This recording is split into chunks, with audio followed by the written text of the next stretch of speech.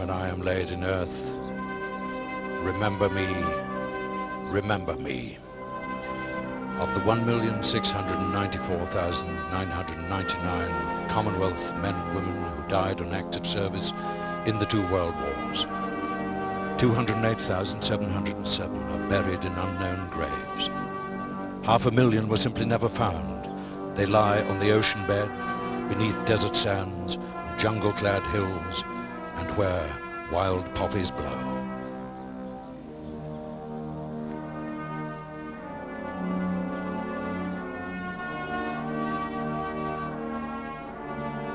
In Whitehall, following the Silver Jubilee Cross of silver and glass crystal, comes the procession of choir and clergy.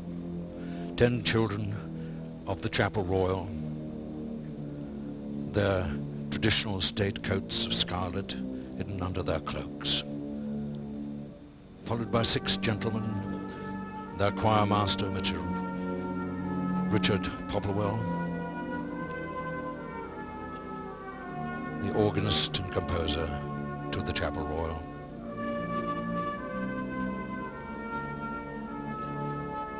The children and gentlemen, followed by the Sergeant of the Vestry, Mr. David Baldwin,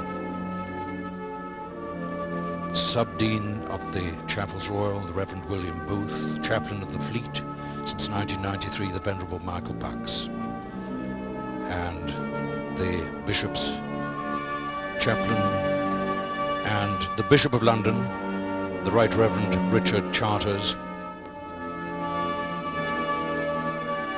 They move to their positions on the east side of the Cenotaph.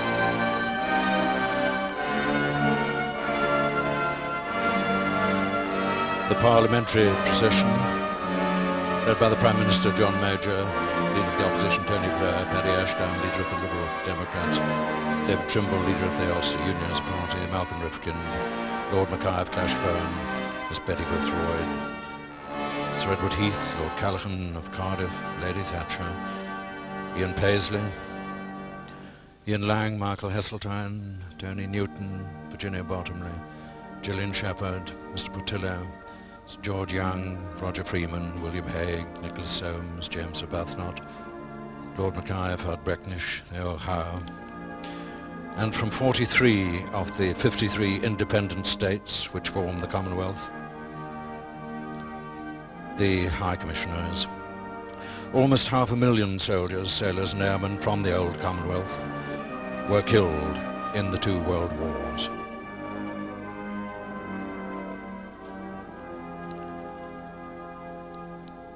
Always a moving moment when this old family of nations comes together around the cenotaph, each bearing a wreath of red Flanders poppies.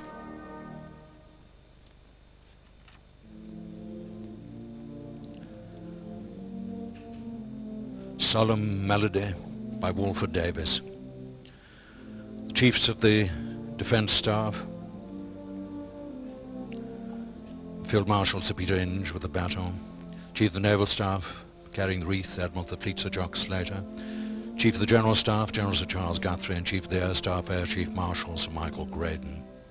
Behind them, representing the Merchant Navy and Fishing Fleets, Captain Bernard Warner, the Merchant Air Service, Mr. Charles Moore, and the Civilian Services, Mr. Brian Collins, Her Majesty's Chief Inspector of Fire Services.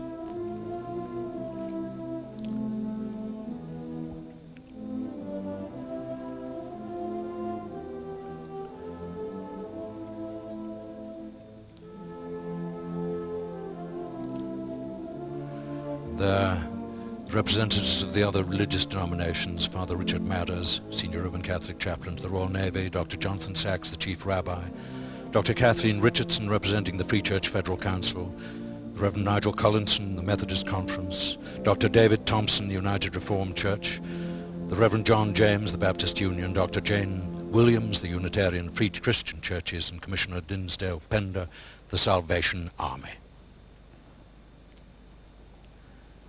It's 2 minutes to 11. The music is stilled. Major Carr calls the parade to attention. The mounted troops carry swords.